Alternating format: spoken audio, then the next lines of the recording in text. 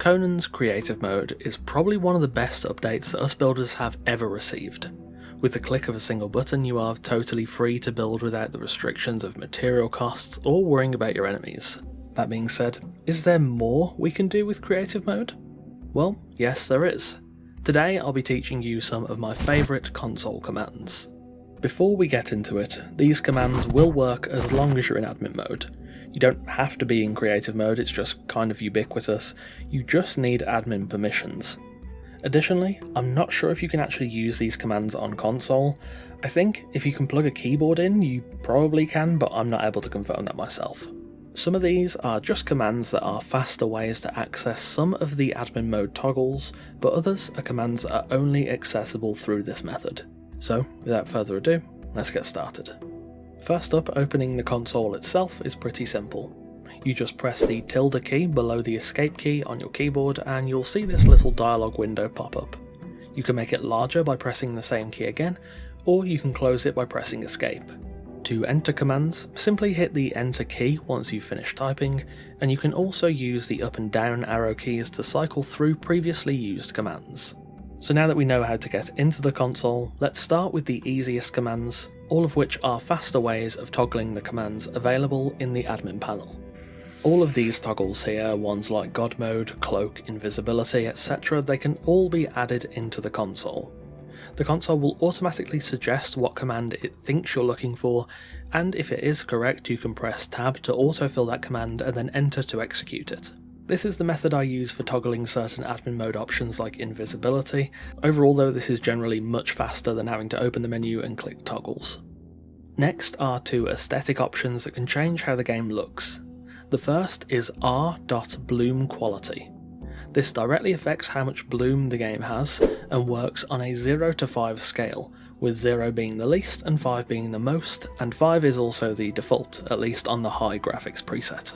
Turning bloom quality off gives the game a very punchy look about it, but it might be a bit too contrasty for some. I've seen people use this a lot for thumbnails or character photos before, so this one can be quite useful. The second is R.Fog. This is a binary command, meaning it has only two options. 1 is the default, which enables the fog, and 0 is off, which disables it. This is fairly niche, as whilst it's interesting at first, the fog is actually very important for hiding areas that are only briefly rendered in the distance. Things honestly look pretty ugly beyond the fog, but it's interesting to try out. I actually use this command a lot for aesthetic shots in videos, namely long tilt-shift shots like these, and I also use it for the satellite shots I include in build videos. Removing fog can also change the skybox slightly, so I do use it for thumbnail backgrounds.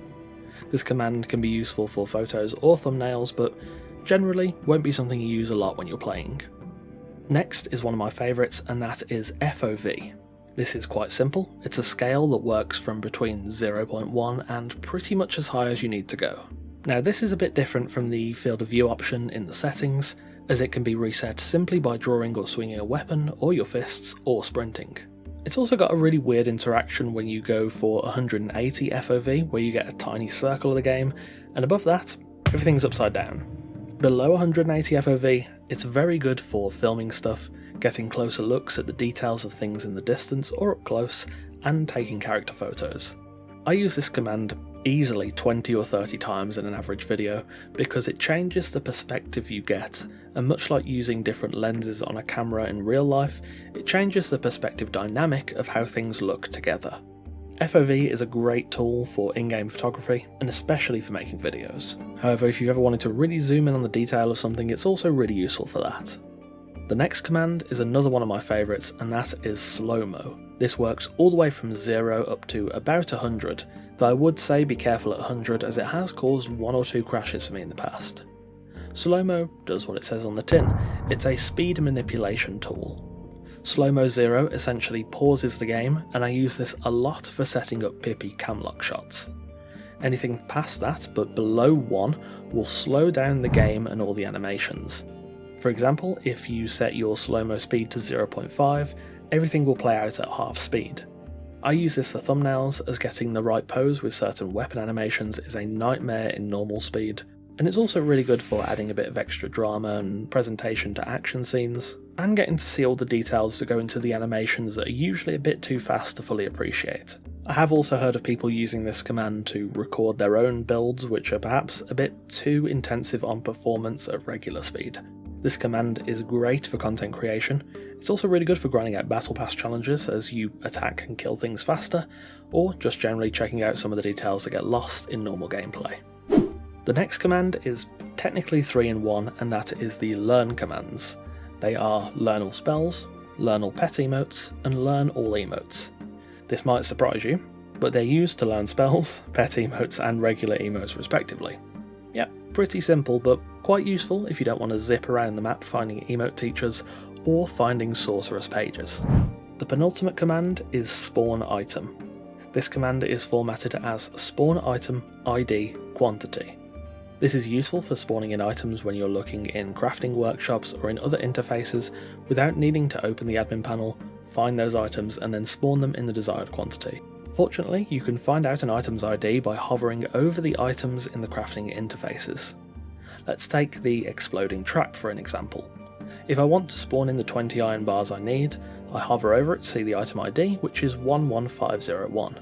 Therefore, when I type the command, it is formatted as spawn item 11501 20, and then when I press the enter key, I'll get exactly 20 iron bars. The spawn item command is great for when you have to spawn in awkward amounts of resources, as the alternative is of course finding these items, like the iron bar, and then either clicking 20 times or entering a custom quantity, and of course because it's all done in the console, you can always refer back to the crafting recipe on screen. Finally, the level commands. The first is level up. It's pretty simple, just gives you a level up. The second is level follower up to. This one is quite useful, as it will level any active follower to the level you specify, anywhere from level 2 to level 20. The only caveat is that they do have to be following you, but you can get them to follow you, level them up, and then put them back on guard. I've used this one a fair bit for leveling dummy thralls during purge videos, and it's a very welcome option to avoid having level 1 thralls that get demolished, or having to level up thralls normally. Much like the commands for learning stuff in the game, this is a massive time save. And there we have it, some console commands that I think you may find useful. There's loads of other commands, but most of them are fairly obscure or might only be useful for the devs, but if you have some that you use that I haven't mentioned here, do leave them in the comments below. Thank you for watching, and of course a massive thanks to our wonderful esteemed coffee cultists for continuing to support the channel over on Patreon. These console commands aren't exactly game changing, but they're very useful for unlocking hidden features, cutting down on any busy work, and generally making the game a bit smoother depending on what you're trying to get done. Again, thanks for watching, take care, and I'll see you soon.